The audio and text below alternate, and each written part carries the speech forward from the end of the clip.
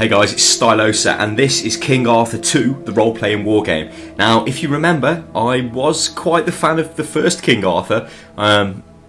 Quite a good game, and hopefully this game is even better. This is an exclusive preview copy we've got from Paradox Interactive, so hopefully give you people the first look at some of the opening parts of the game.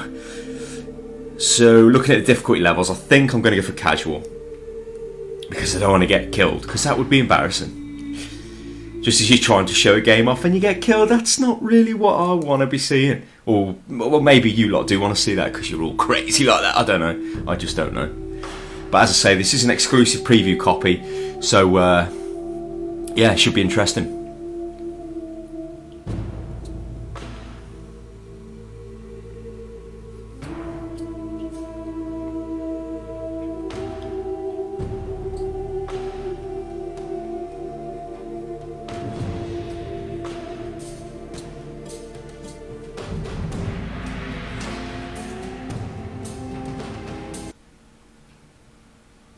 Long before the glorious days of King Arthur, even before his father Uther Pendragon was born, Britannia saw the arrival of the legions.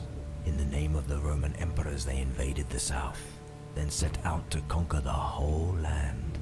At the northernmost point of their conquest, where they met the savage Picts, they halted and founded a giant fort of Iberacum.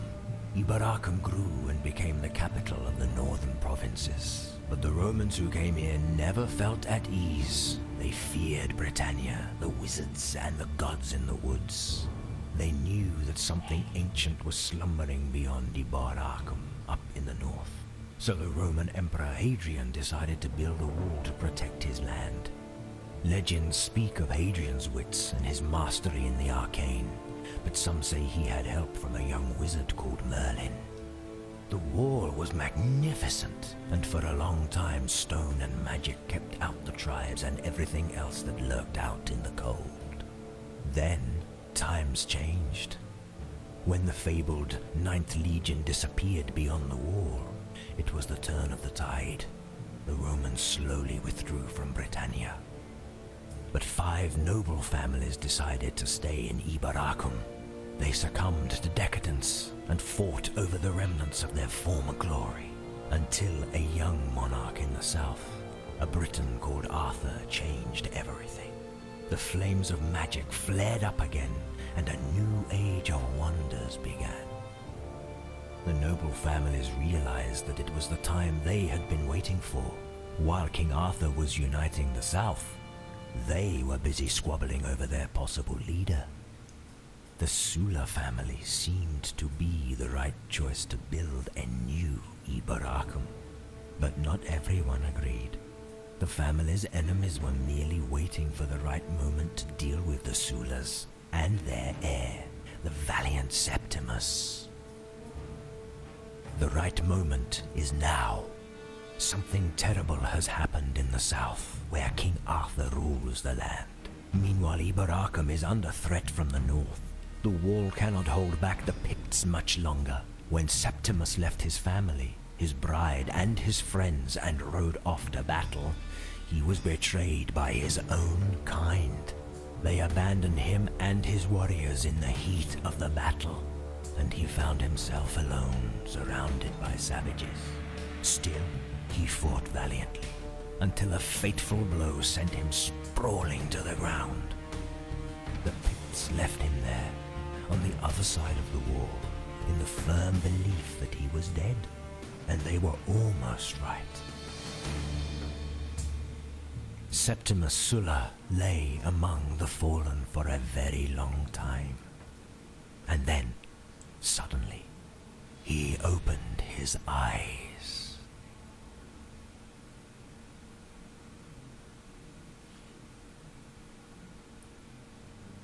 When you open your eyes, you can't decide whether you're awake or in some kind of dream.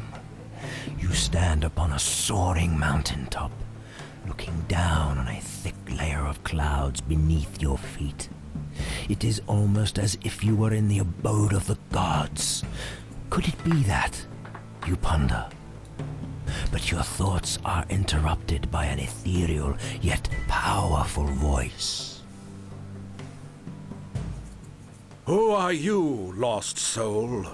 And why have you crossed into the land of savages? Okay, so it looks like we've got the multiple choice quest type system which we had in the previous game. Yeah, give him that one. Your reply merely echoes in the celestial void at first, but then the apparition of an elderly figure manifests itself before you. He addresses you with a faint smile and an air of absolute authority. Ah, a genuine leader with pride and spirit. Very promising. But let's see what else we can learn about you. As he speaks, you realize that you know him. You have seen his face on marble statues 100 times before. This is the great Emperor Hadrian himself, who died centuries ago. You begin to struggle with this impossible thought, but your pondering is cut short when you are beset by a series of visions. Still, images form and melt away, one after another. You soon realize that these are scenes from your own past, but they are all hazy and lack details. Finally, the visions stop, and you are left staring at one of your past battles. A true warlord indeed, who has no qualms with claiming the spoils of war. So this is one of the RPG elements of the game where you obviously have got multiple choices as the responses to give as you're being taken through the story, and your choices, you know, they have an impact on what kind of response you're going to then get out of the story itself. Yes, indeed. Your skills have brought you many victories, and yet here you are. Tell me, how is it that the barbarians defeated the mighty Septimus Sulla? Have the Romans become so weak, or was it your strategy which was flawed? Now, I remember from the intro, I was betrayed. So by my elite archers, no, I forgot. Treacherous northern lands, halfway to the wall, some were legions, some were marauders. There was no that's it. I was betrayed. Dirty git.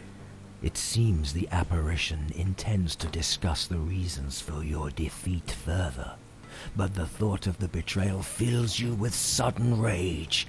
Enough, you say. I have answered your questions. Now you answer mine. Who are you, and what is this place?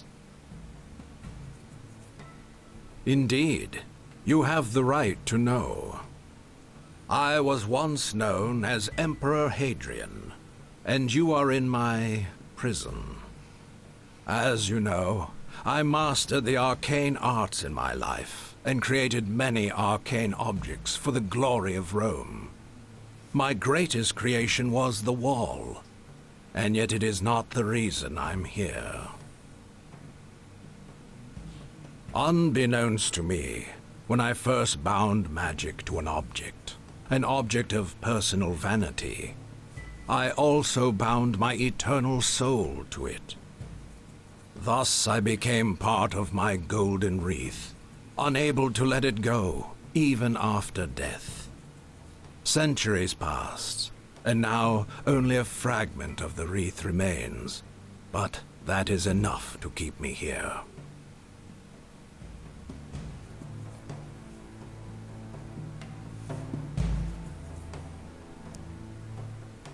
You have been mortally wounded, yes, but your heart still beats. Still, you would have died had you not stumbled upon my wreath. It is fortunate that you did, for both of us. But your questions will have to wait. I must first show you something. Much has happened since you marched north, and there are many things that you must know. While you were fighting savages, an enemy struck at your home. an enemy you are not aware of. The Emperor falls silent and lets you watch another stream of images which depict a bloody assault on your home. You can only look on in horror as everything you hold dear is ruthlessly destroyed. Your family, your bride, even your lands, all gone. You have lost much, but you may yet save some of what you have. In this place, our powers combined can alter the very fabric of reality, and thus we can change what is about to happen. But your life is fading away, and we cannot risk you dying. We can only make one change, so you must choose. Okay, so it looks like we've got another example of the choices within the game. So, I'm going to save the trading post. Filthy villagers won't help me exact my vengeance, or save the village. Well, I am kind-hearted, so let's save the village, eh? Very good. You have now faced the past and the present, but you have not yet faced the future, and you must see it to know what you must do. All your suffering, all the devastation you've seen, is just a prelude to something much worse. I thought it was inevitable, until your arrival provided us with a chance. But it all hinges on you now. This is what will happen if you die.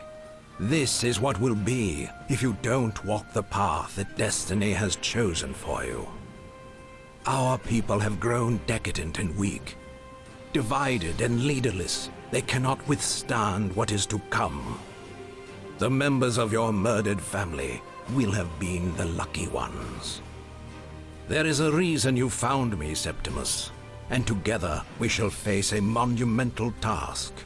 With the power of my wreath, you shall return from the dead and chisel the world around you until it has a future again. You must rebuild the legions and unite the squabbling families. You must restore the glory of Rome so it can stand firm against the tide of the coming darkness. While the rest of the world burns, a new Rome shall stand. But first, you must reclaim what you have lost. You shall return home, bury your dead, rebuild, and gather your strength. Your people and your soldiers await you. There is much to be done before the name Septimus Sulla is known by all.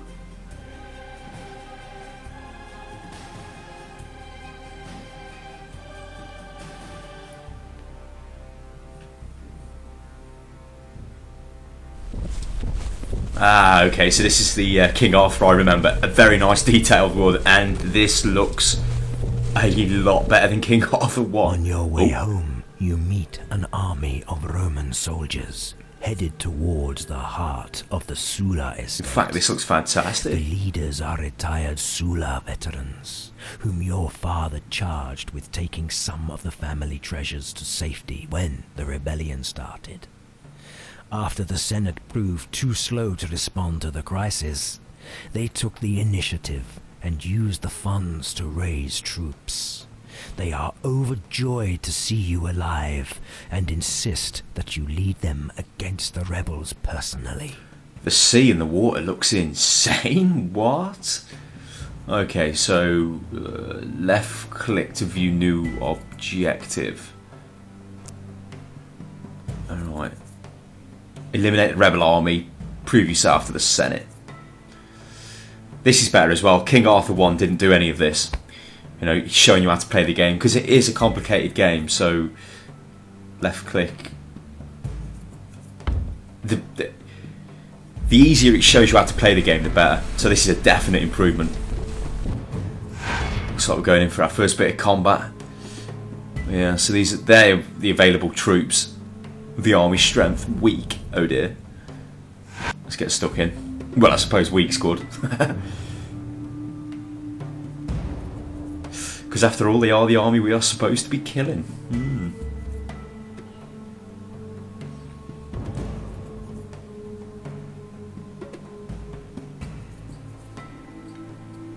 It does seem to take a little bit of time to load in certain maps.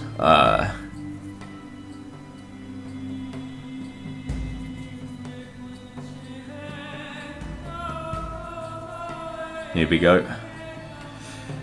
So that was a true reflection of the time of loading. I didn't speed anything up there, I just let the game load.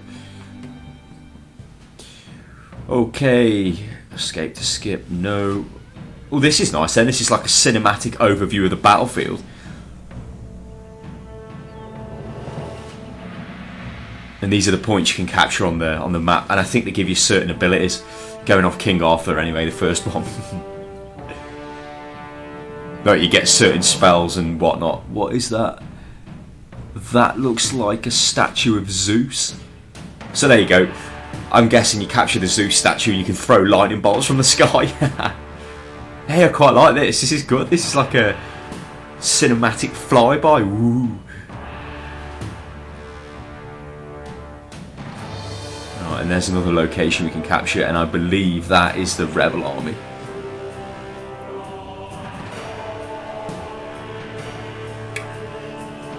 Okay. Oh, videos. So there's tutorial videos. Let's have a look. You can select your units by these are clicking nice. on them directly on the battlefield, or on their icon in the army panel at the bottom of the screen. Every battle begins with a phase. Hey, these are quite nice. I like this. The game to remember the selection of a particular group of units. You can put them. Battles are fought under different weather conditions. So that is really nice. That is all nice. It looks like they've really worked on upgrading the teaching experience. I don't know, showing you how to play the game better. That is nice. Oh, so this is my army then, looking quite good, looking quite solid. Oh, there's some type of mental Roman legionnaire chaps, some cavalry archers. That group in the middle there, that's my command group. Yeah, funky. So I'm guessing we need to go over there and kill them.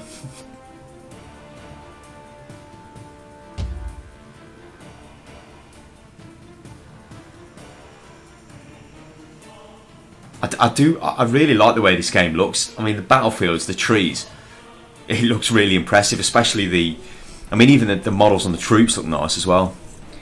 Although the camera's being a pain up the ass and it's not letting me zoom in as I'd like. It's kind of dropping down in steps, but I mean, going back to the world map of Britain, that looked amazing. The water quality looked awesome as well. Right, so let's speed the game up a bit. As we'll be here all day with my troops just walking across the battlefield. No, it looks like I can only have ×4. So what have I got? Legionnaires, archers, some cavalry, my command group. Yeah, cavalry. Septimusula. It looks like he's got some kind of buff up as well. Or he's got some type of command aura. But these are the formations there I was just hovering over. Hey, what's going on here? Some of the more powerful abilities require time to be fully activated. When an enemy hero begins casting such a spell, you will receive a notification, and a bright magical effect will be displayed over that hero on the battlefield. Another notification will appear when the spell comes into effect.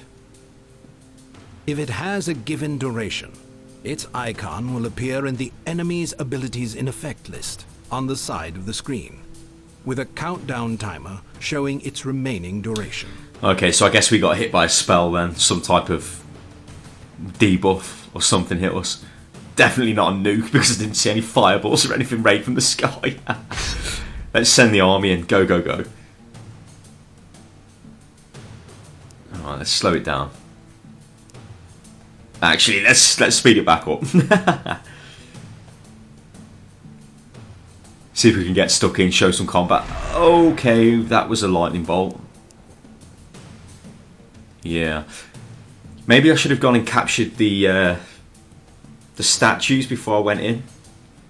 Because even though it said they had a weak army, that looks kind of powerful. And if he has got spells, maybe he could just blow me away. Oh dear. Oh dear God.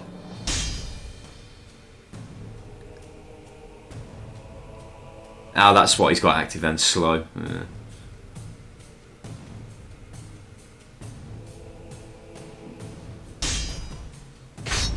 Yeah, and double clicking makes the troops charge into combat. Oh, hang on, what's that coming in from the side? Oh no.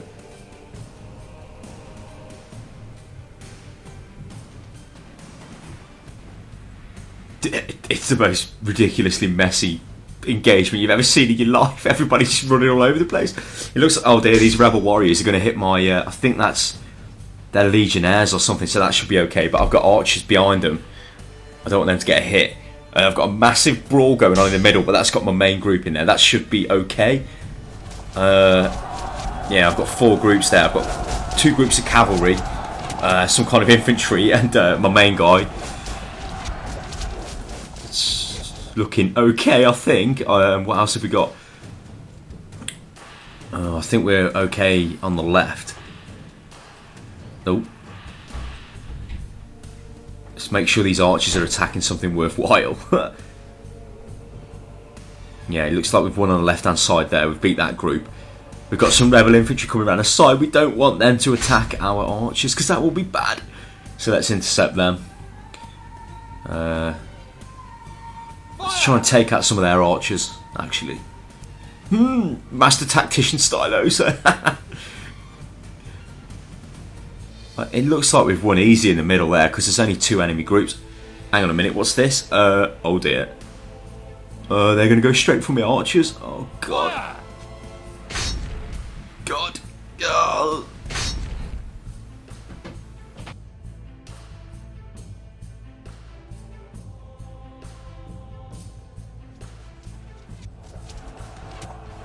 Oh dear, that's looking quite bad. I don't really want them warrior type that's coming straight into my archers. Oh dear. Let's pull these chaps back. Maybe they'll make the difference. Maybe they've got the answers. They've probably got no answers, so oh dear. I think the rebel infantry are running away. Are they routed? Oh god, what the hell? That wiped out loads of my troops. What the hell?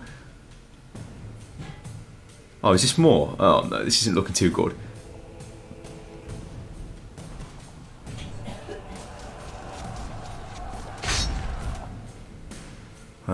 Get my archers back into... Fire! No, they've almost killed that group there, so that isn't too bad. It looks like we've won quite easily up the middle, and I think there are only archers left there, so we should be able to kill them. Charge them with some infantry. Go, go, go!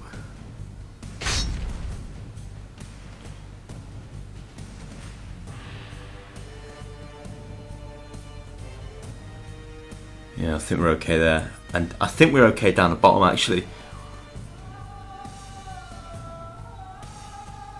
Although we're taking some...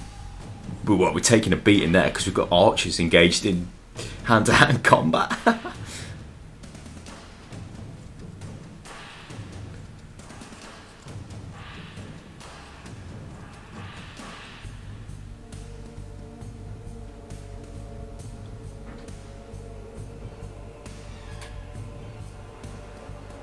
That group of rebel infantry is about to die, so I think we're okay. Look at all the bodies. Yeah, we're going to win down the bottom. There's only 2 groups left and against. What have we got? 1, 2, 3, 4, 5, 6, 7 groups.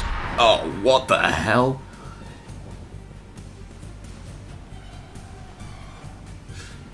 Maybe we should have captured the shrine to Zeus, because I'm guessing that's where that came from.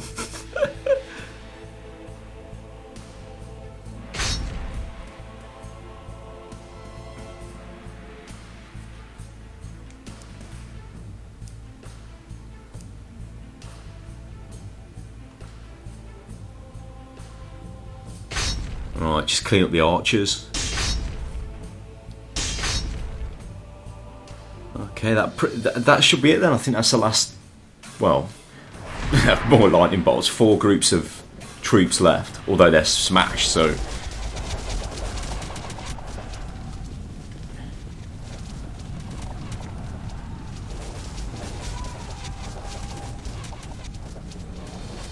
Oh, and I've also sped up the game as well. Sometimes, well, I tended to find out with King Arthur, the first one, another lightning bolt. You were better off speeding up certain points because, you know, it's obviously a win. Look how many, you know, squads of troops I've got left. Pointless sitting there. May as well just speed it up and send them in. Still haven't won though. Maybe we need to capture the point. Nah, there's a group of rebel archers. Let's kill them. That's probably the end of it. Go, go, go! I don't think they've got much chance against the 10, 15 groups of whatever the hell I've got that I've just sent at them. Love it, big winner.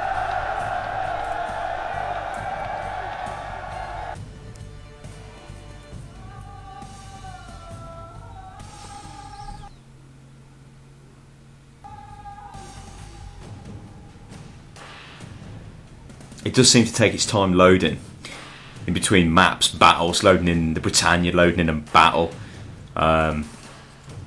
which, as far as I can tell, is the only real downside. Well, negative point, if that's even really a negative point. Well, I guess it is. There we go. Oh, love it.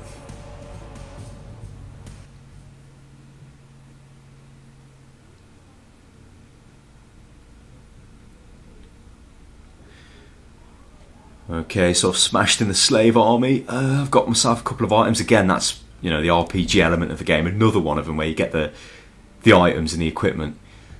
So let's have a look at my objectives. Yep, I've killed the rebel army. That's pretty good. New quest location. This is a adventure quest. So that is probably like the older ones where it was... you go through a story, it's not actually army combat. You survived the deadly silence at the wall. You came home and took back what belonged to you. However, that was only the beginning. Now you have to enter a real viper's nest. The marble halls of Ibaracum, where you'll face the representatives of the noble families. In order to fulfill your destiny, you must have yourself acknowledged as a senator. For the first time in your life, you see the main square of Ibaracum as the perfect symbol of what the provinces have become. Crumbling palaces, cracked flagstones, all hidden in the shadows of the past, cringing before the gigantic statues built by Emperor Hadrian. Okay, so you can see that it's saying battle not possible. Under related objective. So this is like an example of one of the story driven quests where you have to go through the story and make decisions and you get extra troops or whatever and rewards. But there you go, people, that has been an exclusive first look at King Arthur 2, the role-playing wargame. I hope you enjoyed it. It looks to be quite good indeed, and I can't wait until the game's fully released. I've been Stylosa from unitlost.com, and I'll catch you next time, people. Toodaloo.